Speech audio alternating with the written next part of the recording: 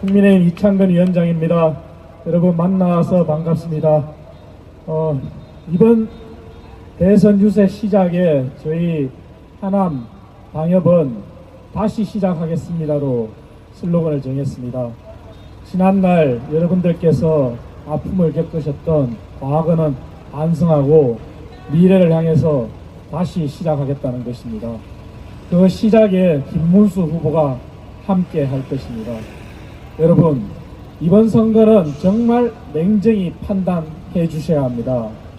지금 현재 민주당은 막강한 국회 권력을 가지고 있습니다. 하지만 그 막강한 국회 권력이 잘못 쓰일 때 어떻게 될까 생각만 해도 여러분들 상상이 가실 겁니다. 국회의 권력이라고 하는 것은 입법 기능입니다. 그 입법은 법을 만들고 법을 개정하고 그러한 법이 결국은 우리 국민들의 삶을 편하게 해줘야 되는데 지금 현재 민주당의 입법은 그렇지가 않습니다. 단 한 사람을 위한 위민 설법을 하고 있습니다. 공직선거법 개정을 통해서 허위사실 유포와 관련한 행위라는 단어를 삭제해서 면소조항을 만들고자 합니다. 형사소송법을 개정해서 대통령 후보가 되는 사람이나 당선인이 됐을 경우에 재판을 중지하겠다고 합니다. 그리고 대한민국은 1심, 2심, 3심의 사법체계를 가지고 있습니다. 하지만 대법원의 판결을 헌법소원을 제기해서 헌법재판소까지 4심 제도로 바꾸겠다고 하는 것입니다. 이것은 헌법 가치에 정면으로 도전하는 것입니다. 그리고 이번 민주당 공약을 통해서 검사를 파면하는 조항을 만들겠다고 합니다. 하지만 대한민국은 헌법과 법률을 기반으로 한 법치 국가입니다. 우리 헌법에 헌법재판소의 검사 탄핵을 통해서만 검사는 파면이 가능합니다. 하지만 검사의 파면 무슨 기준으로 누가 설정하겠다는 것입니까? 그리고 우리나라 헌법 103조는 법관은 헌법과 법률에 의해 양심에 따라 독립하여 재판한다고 되어 있습니다. 하지만 법관 평가위원회를 만들겠다고 합니다. 그래서 법관이 법을 잘못 해석할 경우에 징계를 하겠다고 합니다. 법관의 독립적인 재판에 법을 해석을 잘못했다는 것을 누가 판단하겠다는 것입니까? 이러한 것이 입법부의 강력한 권한을 이용한 독재를 하겠다는 것입니다. 여러분, 마지막 또 하나가 더 있습니다. 우리나라는 지금 대법관이 14분 계십니다. 하지만 대법관의 수를 30명까지 늘리겠다고 합니다. 그리고 대법관은 변호사 시험을 통하지 않고도 시민단체에서도 대법관이 될 수 있는 길을 열겠다고 합니다. 과연 이것이 단 한 사람을 위한 위민 설법이 아니고 무엇이겠습니까? 여러분, 정말 냉정히 판단해야 합니다. 경제 얘기를 한번 해보겠습니다. 여러분들 잘 아시는 것처럼 저는 방송에서 많은 이야기를 하고 있습니다. 커피 원가 120원이 중요한 게 아닙니다. 여기 미사역 주변에 소상공인 자영업자분들이 많이 계시는데요.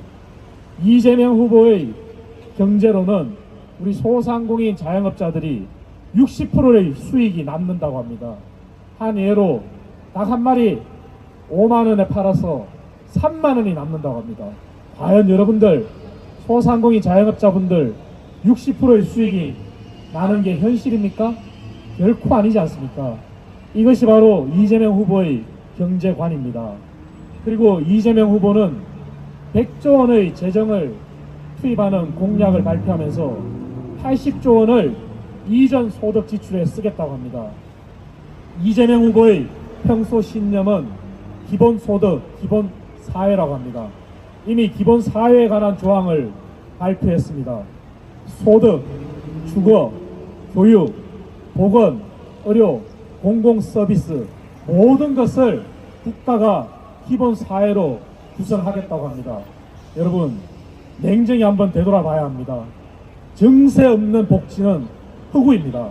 만약에 그렇게 될 경우에 지금도 여러분들 세금이 많아서 나의 가처분 소득이 줄고 살림살이가 팍팍해지는데 정세 없는 복지는 허구, 바로 여러분들한테 세금 폭탄으로 돌아올 것입니다. 여러분, 냉정히 바라봐야 합니다.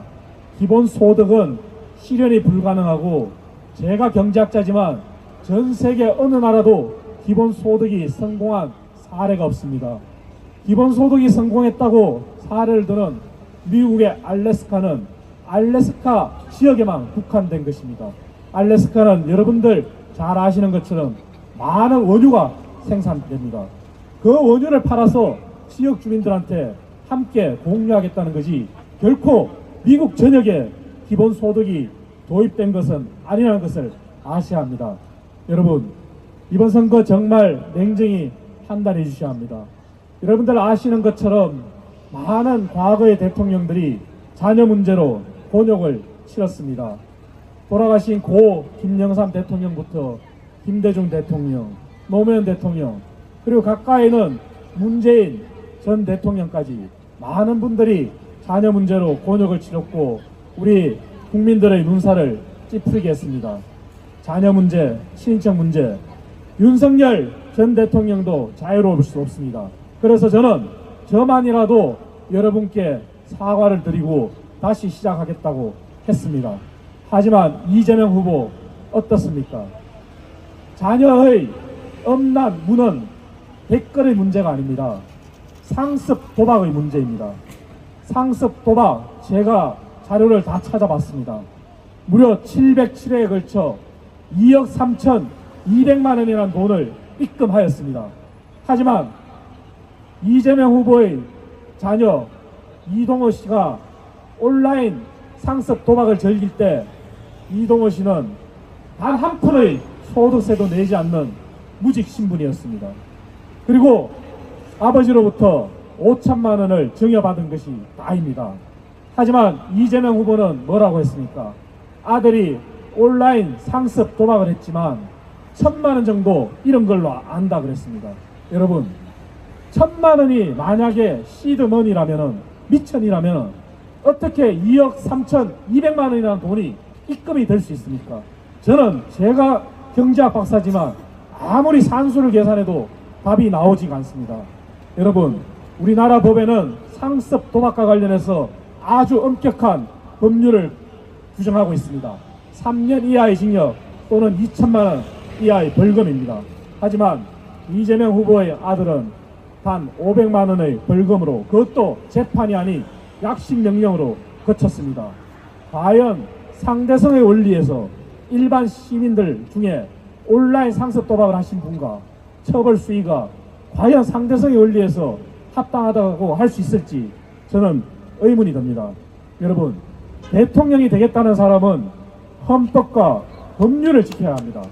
하지만 대통령이 되겠다는 사람이, 집권하겠다는 정당이 헌법을 무시하고 단 한 사람을 위한 위민설법을 하고, 그리고 국민들의 정세는 아랑곳하지 않고 이렇게 경제를 기본소득, 기본사회로 하겠다는데 여러분들 정말 냉정히 판단해야 합니다.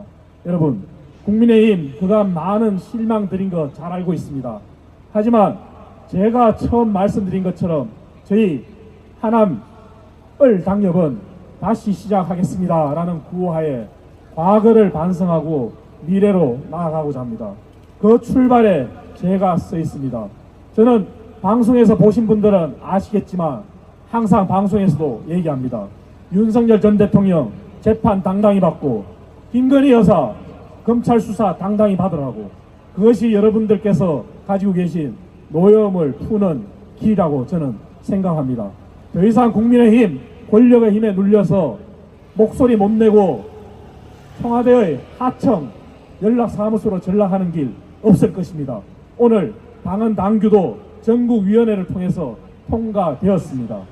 대통령과의 수직적인 관계 청산하겠다고 당헌 당규에 명시했습니다. 국민의힘 변하겠습니다. 마지막 기회라고 생각하고 여러분들께서 정말 냉정한 판단해 주셔야 합니다.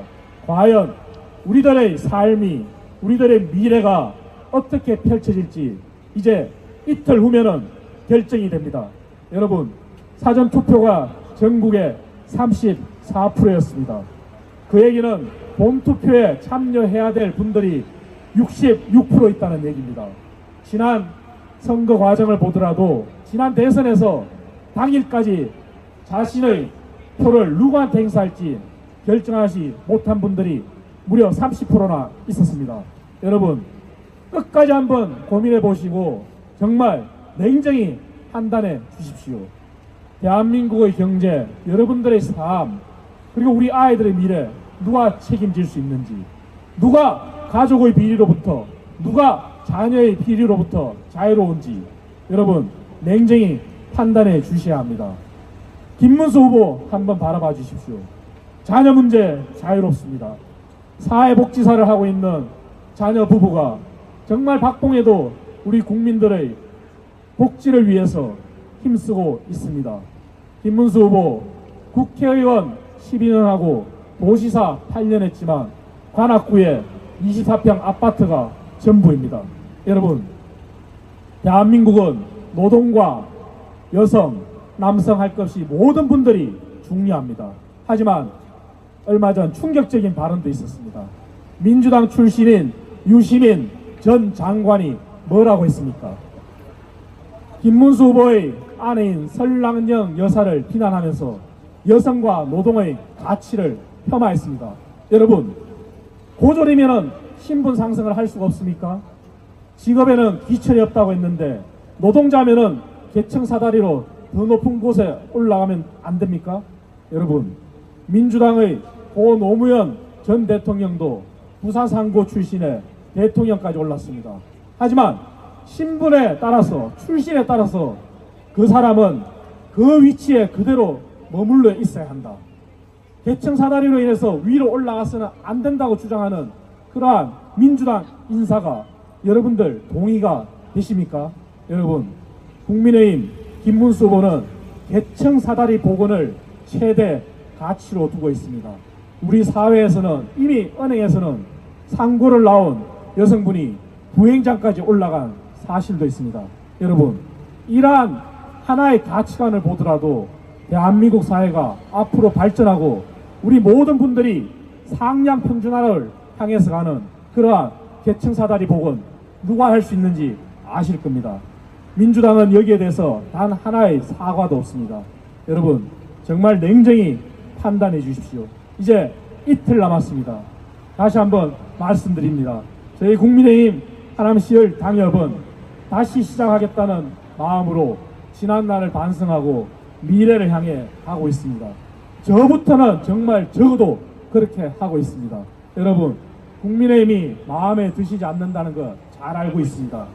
하지만 그렇다고 해서 그러한 분내에 의한 잘못된 투표가 우리들한테 정세 폭탄으로 올 수 있다는 현실을 직시하셔야 됩니다. 냉정히 생각하시고 투표 당일까지 정말 심사숙고해서 판단해 주십시오.